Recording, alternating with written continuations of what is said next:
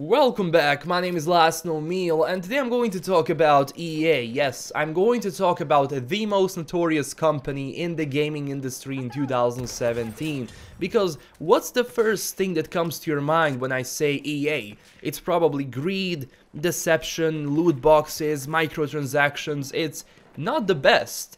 And if those are the things you think about for a company, just when I say their name, it's not good for business. And EA is killing itself. The latest decisions that they've been making are just giving me one thing. Is EA killing EA? Because when I think about EA as a company, I think about that corporate, conglomerate kind of a business, you know. It's not good because the gaming industry was always really connected with their consumers, the gamers. And when you think about EA, it's like those big corporations, a lot of money, people in suits. It doesn't fit the gaming industry so much. And, you know, it's not good for business. Now, at the end, EA needs gamers to play their games so they can make money because you gotta sell your product. And, for example, Battlefront 2, you have a full-priced game and then you have microtransactions. Now, of course, it's a multiplayer game. People say, oh, well, EA is not the only one putting loot boxes in their games. You have other games having loot boxes as well. Yes, that is true. But EA is so big that right now, even though they're not the only ones, they're being targeted by almost everyone. And I'm not defending them, no, because if I buy a full-priced game like Battlefront 2, I don't expect that I will have to pay more money so I can get perks that will give me an edge in the multiplayer. And also, I think that if you don't purchase those loot boxes, you need like, what, 60 hours of grind to buy one hero? Now, loot boxes, you know, have been withdrawn from the game, but still, you can see the gravity of this situation when a company needed to roll back a whole segment in the game. And it's good, because this proved that if we unite together as a community, that we can fight corporate greed. So as I said, the latest decisions that they've been making, first off, in October, EA closed Visceral Games, and it completely changed that the direction of the Star Wars games, because I think Visceral Games was supposed to make a Star Wars game? I don't know, but still, the latest decisions, even before that, premiums. I was never satisfied with premiums. Not in a, you know, money kind of way. Again, of course, you're gonna pay a lot of money for a premium or a deluxe version. You're gonna get access to all the DLCs. Well, other games do that as well.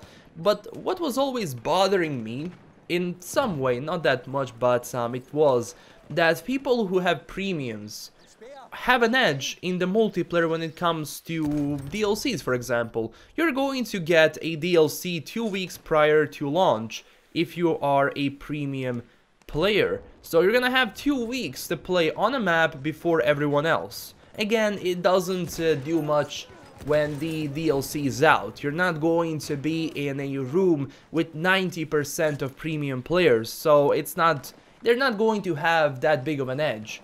Also, I believe they have access to servers. If they're queues, they have a priority. So, for example, if there are queues in a server, you're going to get before everyone else if you're a premium player. In my opinion, those premiums always kind of divided the gaming community. It made like a gap between non-premium and premium players that I ask myself, like, okay, I already paid you a full price for this game.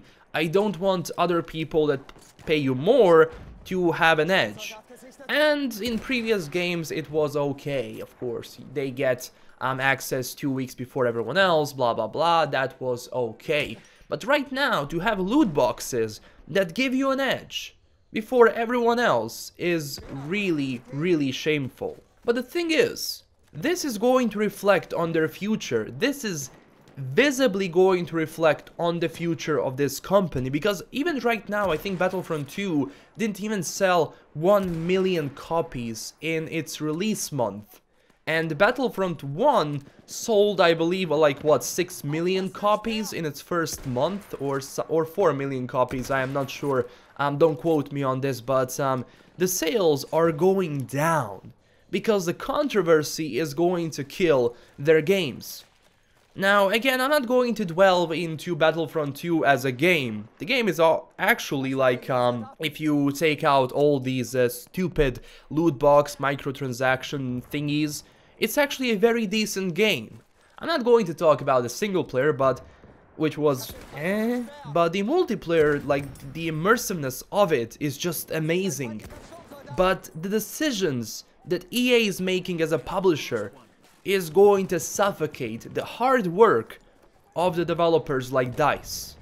Because, let's face it, those guys can make an amazing game. They have a great engine. Battlefield 1, amazing game. Battlefield 4 had issues, now a great game. Battlefield 3, do I even have to say? Like, it's an amazing game. But, those times passed. They have to look for the future. Because if they continue to be so, how would I say, corporate and greedy, it's going to reflect on their sales.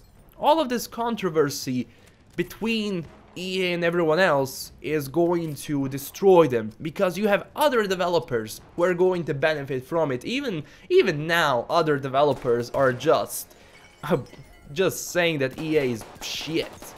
They have been dissing EA for so long, and even now they are giving them more reasons, because these decisions don't only reflect on EA, they also reflect on the gaming industry. Not so much because other developers will be able to, how would I say, benefit from this, because, you know, gamers are going to turn for a studio which is not going to price them even more to play the game. So yeah, it's going to change the gaming industry, it's not going to destroy it, but these decisions are only going to destroy EA as a company. Because Ubisoft was going this way, and look how that turned out for them. Like, latest, you know, Ubisoft games are not that bad at all. I'm not saying they're the best, but they have issues like every game. And I'm not saying that Ubisoft is an amazing company, but they're not being put in front of a firing squad like EA is at the moment. And imagine the next Battlefield game. What if these decisions reflect the sales of Battlefield? But this is the time, EA, this is the time where you learn that all of that greed is just going to backfire, because the gaming industry, the gaming community right now is just going to fight really, really hard against you. So trust me, learn from your mistakes, and when you start releasing other games, just think about some stuff, like think about those loot boxes and microtransactions, because they're not going to take out premiums and deluxe editions. That's gonna stay. But these things, which even turn countries and government against the gaming industry, where you have people writing up laws right now to ban these loot boxes. It's very bad for your business. I mean, it's still good for the gaming community, because finally we'll be able to be free from those loot boxes and microtransactions. But you even have other games that have those microtransactions which are just cosmetic. But if you start giving out perks, and if people really have an edge, you know, against you when they're paying you more money, it's just going to be bad, EA. It's going to be bad. So think about this, okay? So that's all I wanted to say for this video.